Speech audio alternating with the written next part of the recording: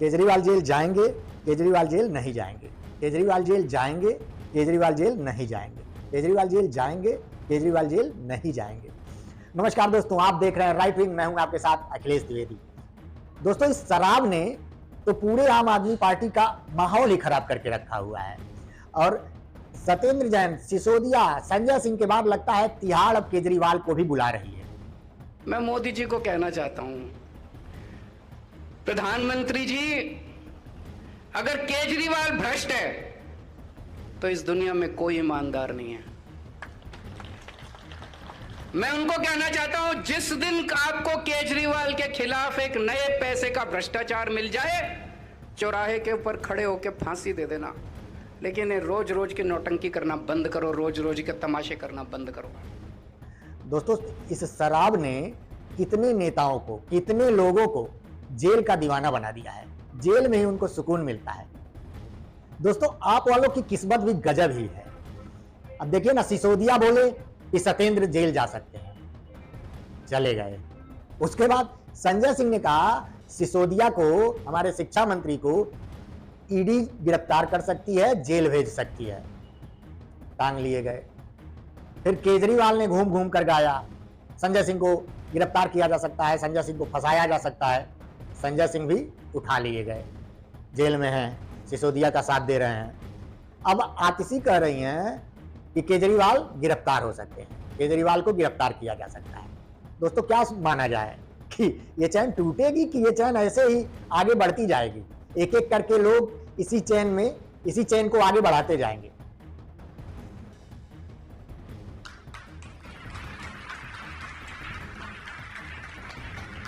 दोस्तों, हुआ ये कि 2 नवंबर को, यानी आज, केजरीवाल को ईडी ने सम्मन देकर पूछताछ के लिए बुलाया था।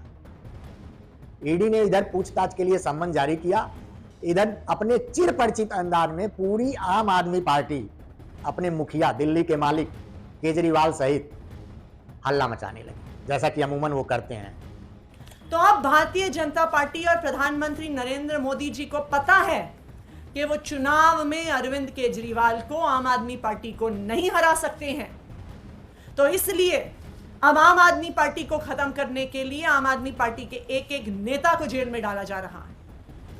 अगर 2 नवंबर को अरविंद केजरीवाल गिरफ्तार हो जाते हैं, इसका क्या मतलब होगा कि आम आदमी पार्टी के सारे शीर्ष नेताओं को भारतीय जनता पार्टी जेल में डाल देगी।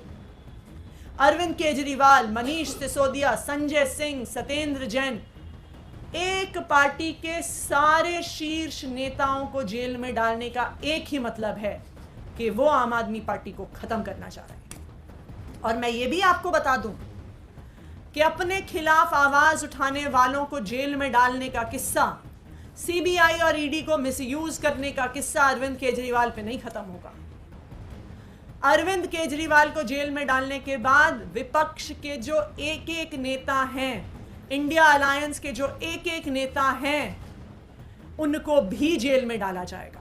अरविंद केजरीवाल के अरेस्ट के बाद अगला नंबर हेमंत सोरेन का आएगा, जिनको भारतीय जनता पार्टी झारखंड में नहीं हरा पाती। हेमंत सोरेन के अरेस्ट के बाद अगला नंबर तेजस्वी यादव का आएगा, क्योंकि भारतीय जनता पार्टी आरजेडी और नीतीश कुमार की अलायंस को बिहार में नहीं हरा पाती। उसके बाद अगला नंबर पिनराई विजयन का आएगा, क्योंकि भारतीय जनता पार्टी केरला में सीपीएम को नहीं हरा पाती। उसके बाद अगला नंबर स्टालिन का आएगा, क्योंकि भारतीय जनता पार्टी तमिलनाडु में डीएमके को नहीं हरा पाती। एक के बाद एक भारतीय जनता पार्टी अपनी सीबीआई और ईडी का प्रयोग करके अपने विपक्ष के सारे नेताओं को जेल में डालने की कोशिश कर रही है। ये क्या है?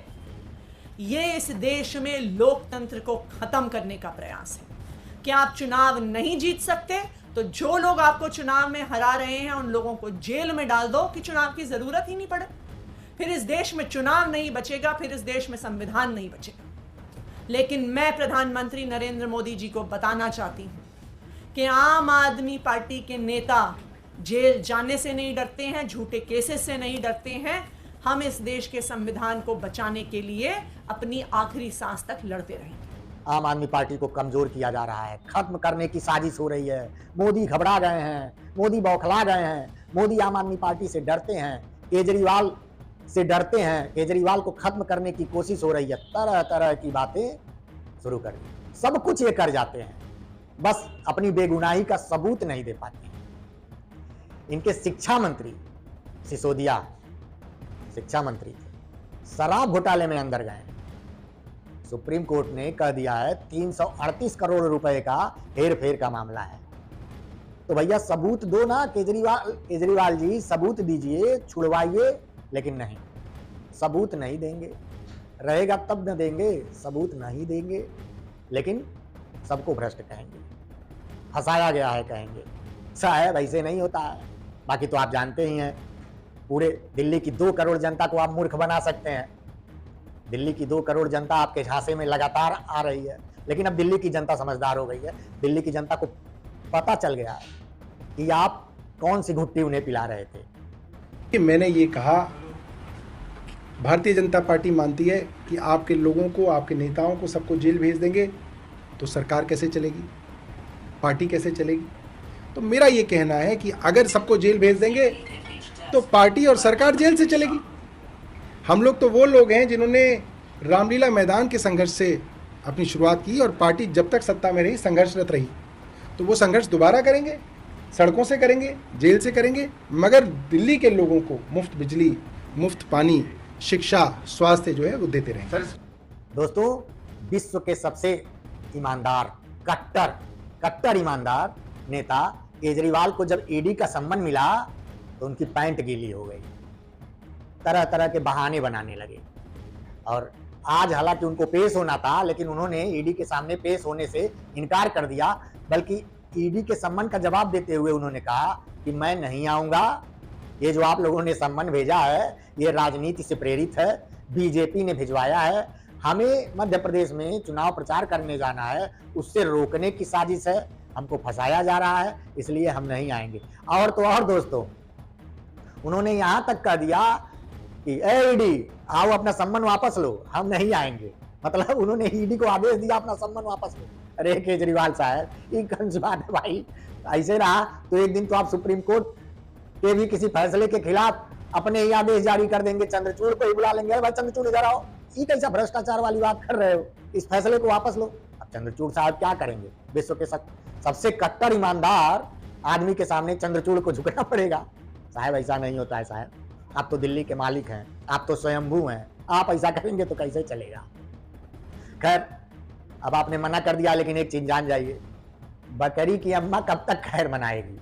आज नहीं तो कल उसकी बारी आने वाली है, आपकी बारी आएगी। अगर आप सच्चे हैं तो सीना चौड़ा करके जाइए और वहां बैठिए, उनके सवालों का जवाब दीजिए और उनके मुंह पर काली पोतिए। अगर आप सच्चे हैं जवाब दीजिए और ऐसे चौड़े से निकल के आइए और ऐसे 2 उंगली दिखाइए। 2 उंगली, ये तो समझ रहे हैं ना केजरीवाल जी?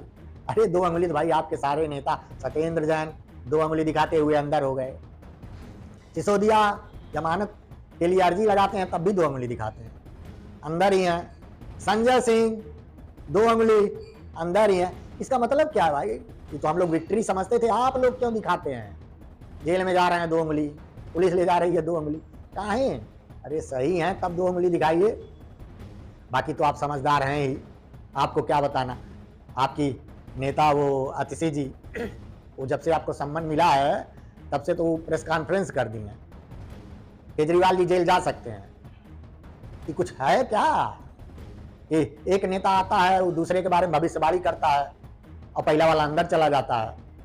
खैर उससे वो तो आपका अपना मामला है, आपके पार्टी में इतना लोकतंत्र है कि शुरू से ही बड़े बड़े नेता आते रहे हैं और जाते रहे हैं। नाच मेरे लाला तो नाच मेरे लाला, नाच मेरे लाला तो नाच मेरे लाला, खुशियों का मौका है खोल दिल का ताला। दोस्तों एक बात मैं यहाँ और कहना चाहूँगा, हरिवंश राय की मधुशाला अब चर्चा में नहीं है, अब हमारे केजरीवाल साहब की आधुनिक मधुशाला के बड़े चर्चे हैं। इतने चर्चे हैं, इतना खुमार है, इतना जोश है, इतना जुनून है कि हर जगह सिर्फ उन्हीं के चर्चे हैं। इतनी प्रसिद्धि तो बच्चन साहब भी नहीं पाए थे अपनी मधुशाला से, जितनी केजरीवाल साहब पा गए। हालांकि हम केजरीवाल साहब के लिए दुआ करेंगे कि साहब आप सच्चे निकलें, ईमानदार निकलें, करोड़ों लोग आपसे जुड़े हुए हैं। आप सच्चे निकलेंगे तो उनकी भावनाओं को, उनके लिए जो आपके प्रति सम्मान है वो बरकरार रहेगा। नहीं तो फिर अगर आप भी वैसे रहेंगे तो फिर केजरीवाल जी आप समझ ही सकते हैं, वहाँ सिसोदिया, संजय सिंह सुनने में आया ठुमके लगा रहे हैं, बॉस आ रहा है, बॉस आ रहा है। बाकी तो देखा जाएगा। जय हिंद दोस्तों, हमारा ये प्रोग्राम आपको कैसा लगा कमेंट में जरूर बताएं, और बाकी और चीज़ें हम आपको बताती रहेंगे। हमारे साथ जुड़े रहिए और बेल आइकन जरूर दबाइएगा, सब्सक्राइब कर लीजिएगा। जय हिंद दोस्तों।